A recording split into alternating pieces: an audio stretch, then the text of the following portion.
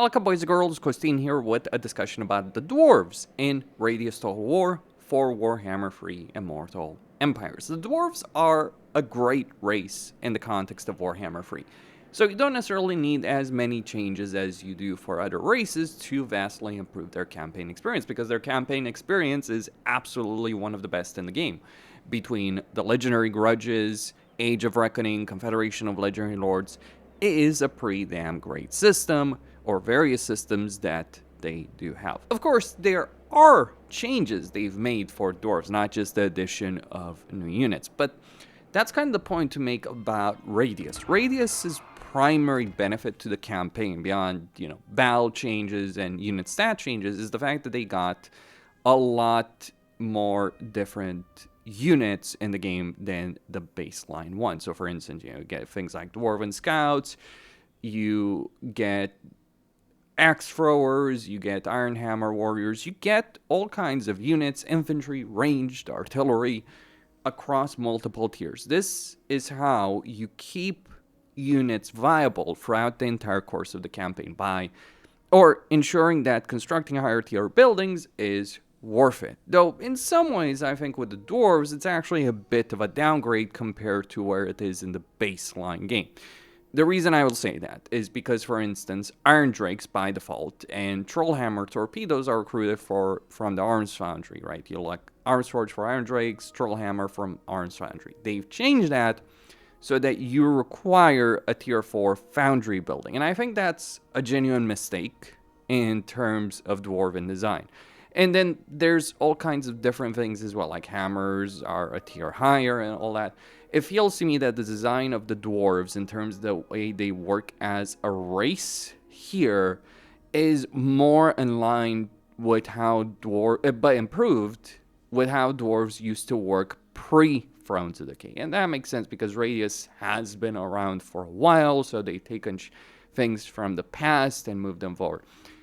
If anything, I think they should have been more open towards some of these units than the baseline game is. I mean, eventually you do get a lot of unit variety, but I've said it before and I'll say it again. I do not think the idea of tier 5 units is worth a damn in the vast majority of campaigns.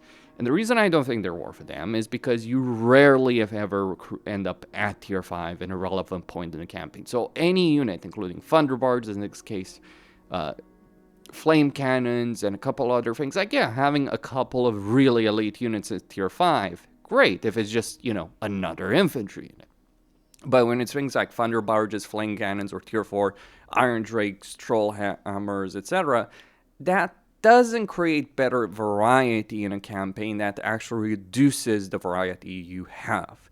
It's great to have things like Iron Breakers with great weapons, because they're a fantastic unit, though, only having the shielded version does limit things.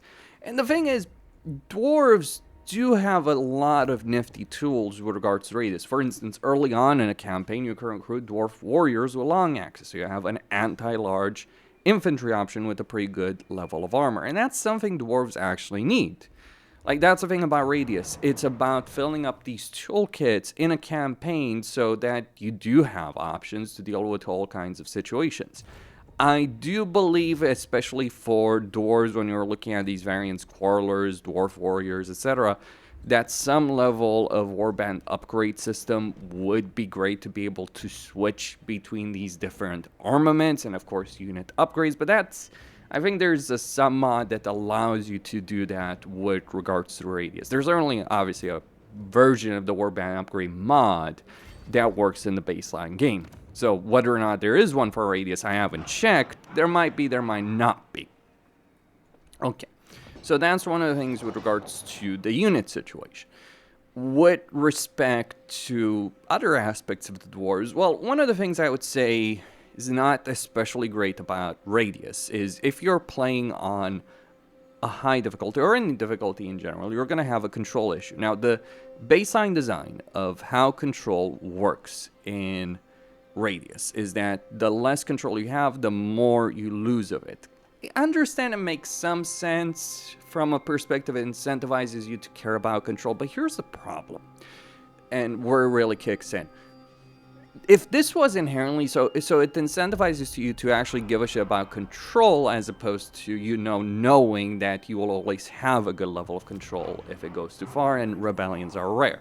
I do think rebellions are a piece of crap, but it can work fine, right? If that's the intent. The problem is you lose control not just through settlement capture and all that, never mind the fact that you can trigger rebellions on an infinite scale if you want to, using the system, so you can just be farming experience in a passive way. And I typically take the view that incentivizing the player to create rebellions is a bad system, and that's what this does, especially since this will help improve your level of control by sparking rebellion, vastly improving your control. But the bigger problem is the difficulty level of control. -6 in this case. I think that is reduced from the base game. But still, it is a significant loss of control just because of difficulty. And I think that tying levels of control or corruption or attrition, which, by the way, CA absolutely does, that's on CA, not the mod makers, is a bad idea. I think, like, SFO removes the difficulty modifier from public order. There is a mod that removes the public order penalty, which is probably something I would recommend for the dwarves especially. The reason I would recommend for dwarves, yes, they have control structures, but their confederations cause them to lose control. They're constantly dealing with raids, especially if they're fighting greenskins, etc. So it is something they're going to have to worry about in their campaign. So constantly dealing with low levels of control just because you're playing on any difficulty, not just legendary, except easy, I believe it is not a great system. Beyond that, it's great that we do have multiple building slots and all that, and some economic changes, etc., etc., etc. I especially like the fact that I'm sitting on a pretty decent pile of oath gold, though that's mostly because Foreground gets a lot of it for quest battles. Obviously, I'll be spending a lot of that very quickly once I get into construction guilds and Grand Throne Chamber, and obviously Oaths of Loyalty, but still a decent amount of oath gold without having to go full on the oath gold buildings that you would typically do so. In terms of legendary lords and such, mostly the same, though there are, of course, some changes. The one big change is with regards to the addition of the Guildmaster Lord. I feel he's kind of a bit outdated compared to some other lords, like if we look at his skill line, and that's kind of thing. Again, Radius is kind of old, right? So, and I do feel like I can see the design intent pre-Thrones of Decay, pre-skill line changes. So you do have skills here, obviously, with the Guildmaster, the Engineer Lord, basically, right? But it kind of feels lackluster. And I also think, like, engineers in general should have a gyrocopter as a mount. I think that's something a mod has done, as opposed to always being on foot. I mean, heck, the initial trailer of Warhammer 1 for the Dwarf shows a Dwarf engineer working on a gyrocopter. Of course, it fails. You can get flamethrowers or Trollhammer torpedoes for him, but, you know, you look at engineer lords for the Empire, they get steam tanks. Could we have something like that? Or, you know, Thunder Barge? That would be something like a level 30 mount Thunder Barge for Guildmasters. Wouldn't that be awesome? That's just an idea. All right, gyrocopter, gyro bomber. Think that would make a lot of damn sense. That's something I would argue with regards to that. Maybe it's not tabletop relevant, but then again, the tabletop of Warhammer Fantasy is kind of old and outdated, right, in quite a few ways.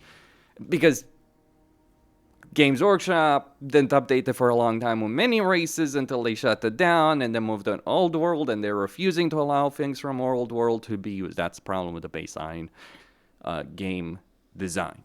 But outside of some of the annoyances with unit tiers and such, and the time it takes to, you know, to get to those higher tiers, I do think the mod is pretty good.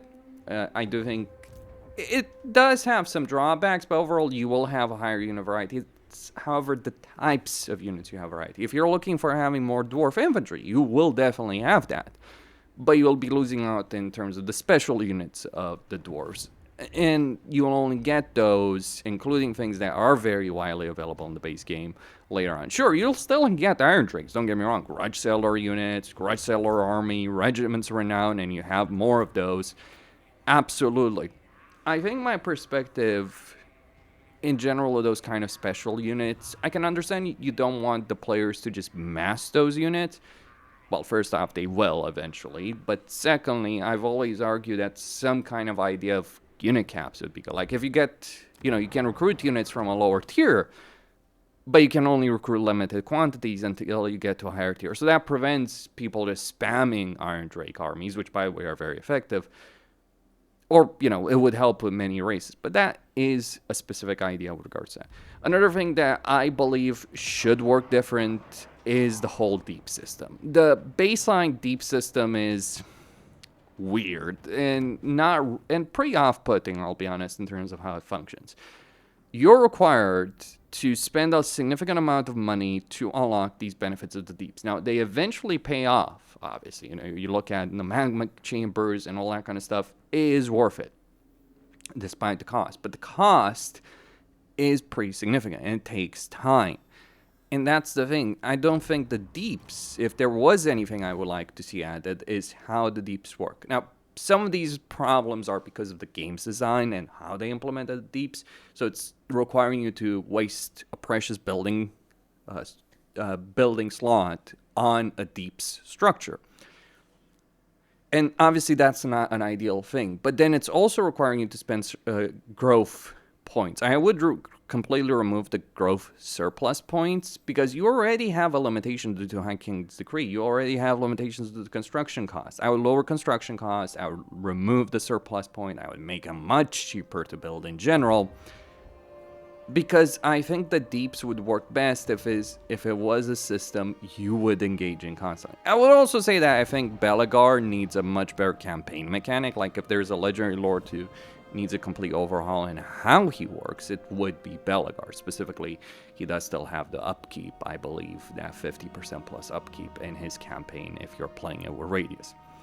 But that would be my personal perspective on Dwarves, the kind of things I would highlight. You do have a lot of oak gold. I have gotten a lot of grudges. I think there's also even more items over here in the Forge, and a lot more easier to unlock in some ways, I think. But all the same, those are the kind of things I would highlight with regards to that. Christine signing out. Stay tuned for more.